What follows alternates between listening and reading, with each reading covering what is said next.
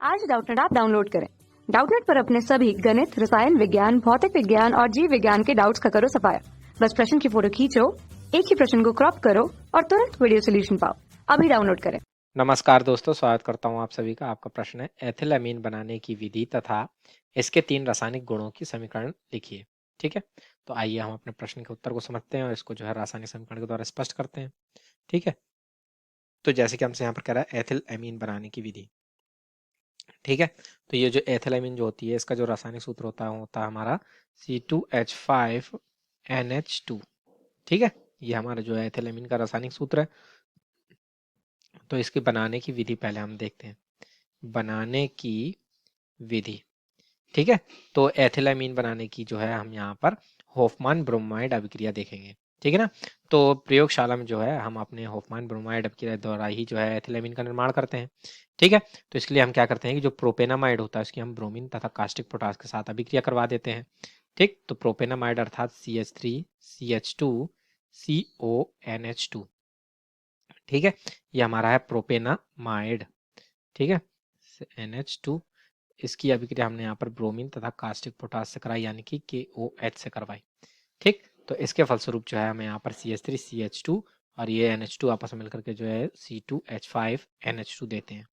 ठीक है, यानी कि यहाँ पर हमारा क्या बन जाता है, एथिल एमीन प्राप्त होती है।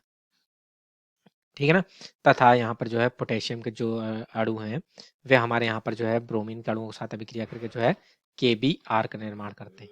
ठीक, तथा अब ये जो कार्बन तथा ऑक्सीजन है, यहाँ से ऑक्सीजन जो है वो पोटेशियम के अणुओं के साथ जो है पोटेशियम कार्बोनेट यानी K2CO3 का निर्माण करते हैं। तथा अब यहाँ पर जो है हमारे KOH के जो है कुल 4 अणु जो है विक्रिया में भाग लेते हैं। ठीक, तो इस प्रकार से जो है यहाँ पर 2 KBr बनता है और यहाँ पर ये 2 KBr जब बन गया तब यहाँ पर बचे हुए जो ये ऑक्सीजन और हाइड्रोजन जो है आपस में संयोग करके 2 अणु जो है वे जल के हमें देते हैं। ठीक, तो इस प्रकार से ये जो अभिक्रिया है ये हमारी होफमान ब्रोमाइड अभिक्रिया कहलाती है, जिसके द्वारा जो है हम अपनी एथिलअमीन का निर्माण करते हैं।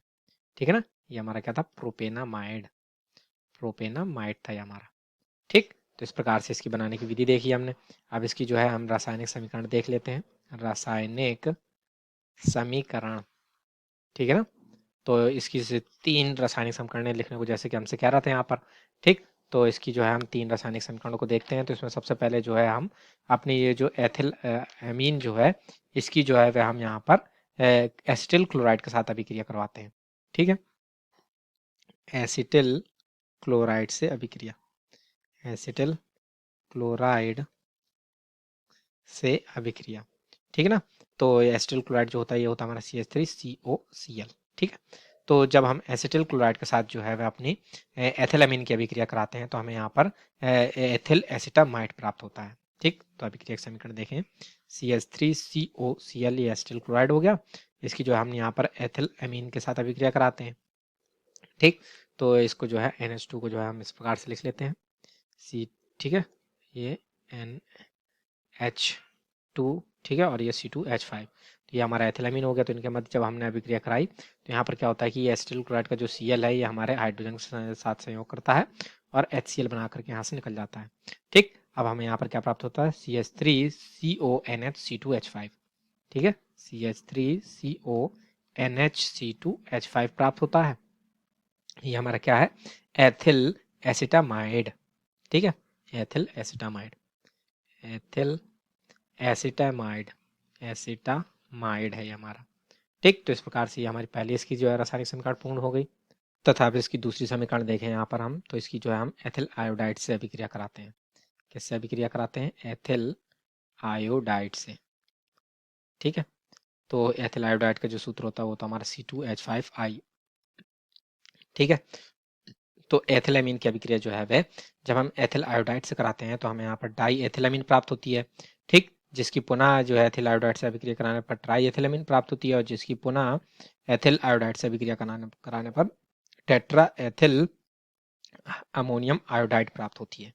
ठीक, तो अभिक्रिया की समीकरण को देखें यहाँ पर यदि, तो ये C2H5NH2 है, तो इसको जो है हम इस प्रकार से लिख लेते हैं और ये एथिल आयोडाइड को हमने लिखा यहाँ पर।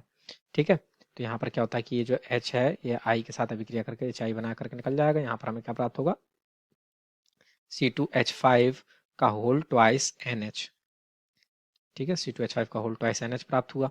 अब ये C2H5 का होल ट्वाइस जो ये NH प्राप्त हुआ है, इसकी हम एथिल आयोडाइड से फिर पुनः अभिक्रिया करवा देते हैं।